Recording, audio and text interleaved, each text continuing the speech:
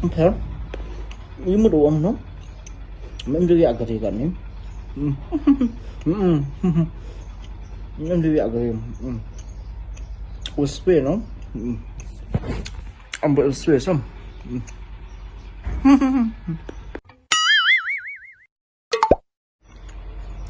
kartun dan kamu gendong dong hay bằng quài đúng không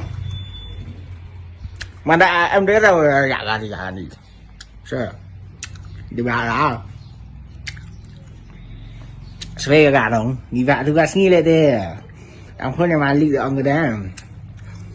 cái này ấy vớ rồi nó bơi gà lại không phải gà đâu tự mà đi này tôi ngàn cái thì thạo ông cái bơi này là ông gà nó bơi thì sao ama số lý di parah deh số lý di parah deh yang apa juga kadai deh tại cái này ngà là nó không giả đấy cũng biết